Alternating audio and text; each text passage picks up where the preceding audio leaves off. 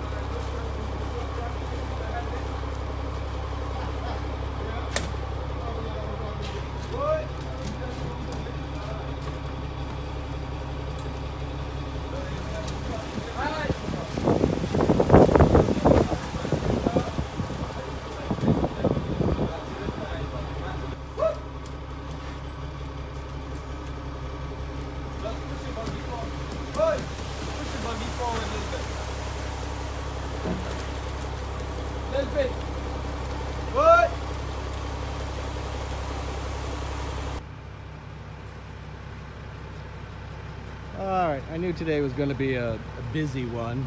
I got the cement truck in, pool guys are here, getting sand, and soon to be 4 rain tanks coming down the driveway.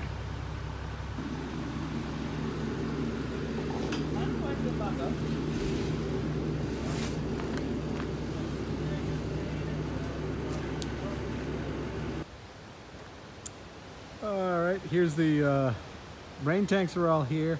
Concrete floor got poured. Hasn't rained, yay. And this afternoon we're working on deck parts. So things are going relatively well, other than the weather. But it's not raining, like I said.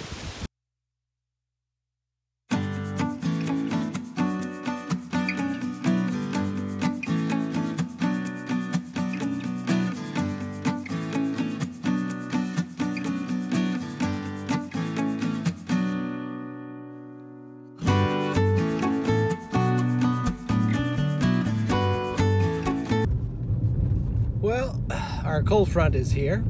See the attire, yeah. It's windy, cloudy, gray, and well, you just saw the water's coming up over the road over there, so I had to go another way to get back to the house for lunch. I don't know how, I don't think cold fronts usually don't last here too long, but it's much cooler. Okay, remember I told you cold front's here. 68.9. That's like, wow. I mean, it has gotten colder than that. So that's the temperature, and 66% humidity. Plus, it's really quite windy. So with the wind chill, whoa, it's cold. Gets much colder, I'm gonna have to bring out the wool hat.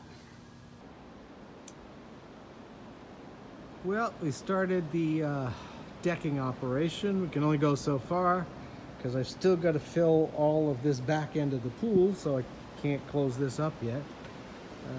The pool, you know, it's still got work, but we're getting there. I'll show you the next thing.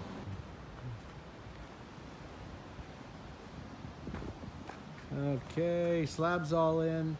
That's a drain, like a catch basin, so any water that comes through this deck is going to be up here, will run into there and then go into the dry well back there. That's going to get finished off tomorrow, but that beam will continue across till it hits this wall over here. I'll take care of that. And this wall will get worked. It all got poured today, so this is actually like solid concrete. And no, we don't have forms here. So it's coming. So I think tonight we should talk a little bit about construction, building, overbuilding, just a feeling of what could happen here.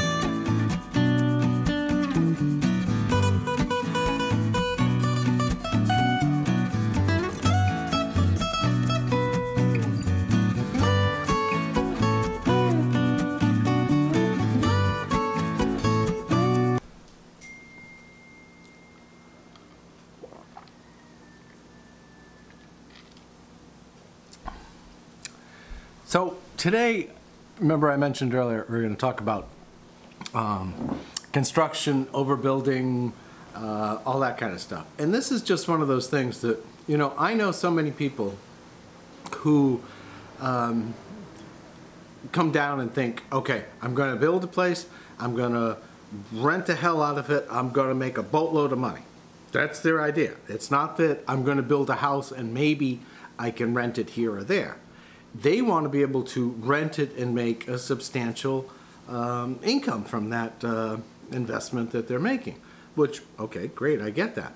But there's so much of that that has happened, in, you know, in the central part of the island anyway, that what it's created is there's so many homes for rent and more being built all the time, that I think what's going to happen over time is, and I don't know how soon or when, but if there's all these houses to choose from, there's going to have to be like a competition with these people, so that, and they're not used to competition. You know, they're used to saying, oh, it's 5,000 a week, period, or it's 10,000 a week, whatever it happens to be. So in this case, there's going to be so many of these houses that they're going to have to offer some type of competitive advantage to rent these houses. Now, on top of that, if these houses being so many, you've got to get people to come here. And, well, we talked about that in the other video, with tourism and how that all works. So what I see as a potential problem is there's going to be, unless the government were to step in and start to subsidize airfare, there's not going to be enough people coming to rent all these homes. So if that trend of building and I'm going to rent it and make a fortune still continues, then down the road there's going to be some problems in the market here, because there's too many houses to rent. There's not enough people coming in because it's so costly to come in via airfare costs. And I'll give you an example. There was something that I may need to go this spring to Seattle. So I looked at airfare from Boston, Mass to Seattle. Okay, that's like 3,000 miles all the way across the country. And it was barely cheaper than if Sid and I went from here to Nassau and back. Okay, that's that cost, and that's 60 miles that way and 60 miles this way, not 3,000 miles that way and 3,000 miles this way. So the airfare costs are what really limits who comes here. It's one of those things, and if that doesn't get resolved, then something goes wrong in the economies of the world. People stop coming, and it's only a certain number of people can come. They can pick and choose, and you've got a ton of houses that are out there on the market available to rent. There's going to be a sharp, pronounced problem that's going to exist. How it's going to get resolved, I don't know. But that's one of the things that I see around here that could potentially be a problem. They just, too many homes, too many people thinking they're going to make a fortune on this. And then you throw on top of that they're not really thinking, because if they think they're going to make all this money and it's, you know, just plain old their money, they're sadly confused, because you have property taxes, you have soon, I'm sure, soon to be 12% VAT, which is going to scare a lot of people. So when you've got a $10,000 rental and you're going to add $1,200 on the VAT of it alone, plus whatever fees, home away or whatever, all these other things, and all of a sudden it's going to be like, yeah, I don't think so. So that could be one of those things that sets a downturn in. And then if these people decide, okay, no, I'm done, I'm going to sell the property off, you're going to have a 12% stamp tax, VAT tax on that sale. So 6% to the buyer and 6% to you.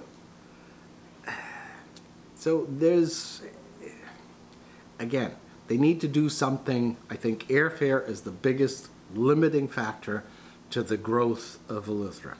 Well, as far as people coming. There's other things too, infrastructure stuff.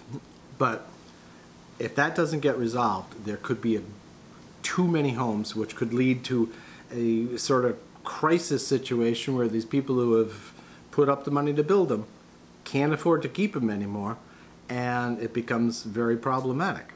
How it'll turn out, I don't know. That's just sort of one of those prediction things. Time will tell, right?